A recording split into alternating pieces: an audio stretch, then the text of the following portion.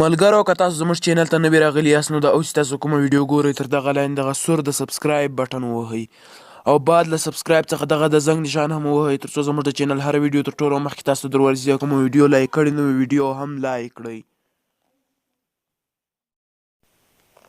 السلام علیکم ورحمت الله وبرکاتو. خوږو ګرانو ملګرو، نن یو ځل بیا ستاسو په خدمت کې یم په دې هیله چې تاسو به هم روغ او جوړ اوسئ.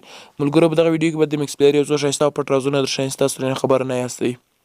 نو ملګرو، خپل مکس پلیر ته به تاسو راسئ. چې کله تاسو خپل مکس پلیر ته راغئ دلته یوازې تاسو ویډیوګانې کتلی سئ، یعنې تاسو دلته بل شی نه سئ کتلی.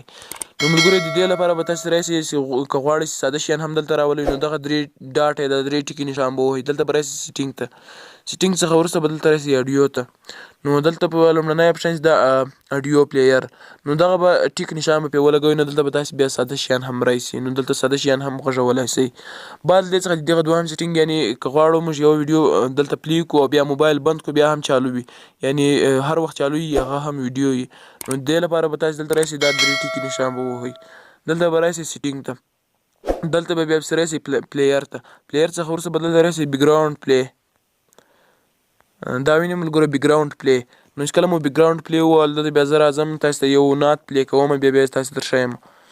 دا ګورئ ملګرو، زه یم نعت پلی کړم. هر گل شوبا خندا راغې دلبر داما دلبر داما. ملګرو، تاسې وکتل ما یو ویډیو پلی کړله نو بیا مې ترې ووتم بیا هم چالو وله، یعنې بیا چې بند کړې بیا هم چالو وي. دریم څنګه د دغه رنګ بدلولی شو، یعنې بیک ګراونډ یې څنګه بدلولی سو. نو دغه اوس بیک ګراونډ چې ده سپین بیک ګراونډ سپین بیک ګراونډ لري. نو دلته به راسئ دا درې ټکي نشان به پرې ووهئ. بیا به دلته راسئ سیټینګ ته، بیا به دلته راسئ لیست ته. لیست ته چې کله راغئ دلته به تیم ووهئ. تیم مو چې کله ووهل مثلا زه غواړم چې تور بیک ګراونډ ورته انتخاب کړم نو زه دا تور بیک ګراونډ وهم. نو دلته به اوس مکس پلیر بیک ګراونډ تور شي. دا یې درېیمه طریقه وه. له دې څخه وروسته څنګه کولی شو یو شی په دغه مکس پلیر کې یعنې پټ یې کړو. نو دلته اوس ګورئ ملګرو، دا ما دوه ویډیوګانې مخکې هم پټې کړي، یو ویډیو اوس تاسو ته پټوم. دلته به راسئ مثال نوم تغیر کولو چې ته به راسئ دا به ووهئ. دلته به دغه لومړنی سرچ ته ملګرو، د لومړني سر ته دلته به یو ټکی به ورکوئ. نو دا یو ټکی به ورکوئ، بیا به اوکې ووهئ. نو دا ویډیو ورکه سوه، تاسې ولیده ملګرو.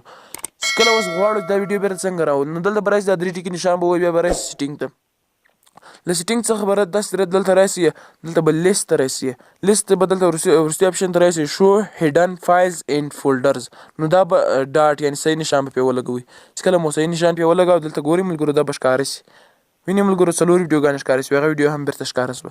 او پنځم سیټینګ چې دی دا ملګرو، څنګه کولی شو دغه مکس پلیر یعنې بېرته ریسیټ کړو، یعنې بېرته خپل لومړني حالت ته راولو.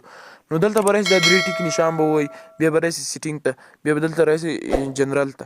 جنرل ته چې تاسو کله راغئ دلته به ریسیټ سیټینګ ووهئ. نو ریسیټ سیټینګ مو چې کله ووهل دا به بېرته به له اول څخه شروع شي، یعنې بېرته به خپل لومړني حالت ته راواوړي. نو ملګرو، دغه وه نننۍ ویډیو. خدای دې وکړي چې تاسو به دغه طریقه خوښه سوي.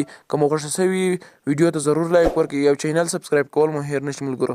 نو تر بیا تر بلې ویډیو بیا هم زه ستاسو درانه چوپړ ته حاضرېږم. د الله په امان.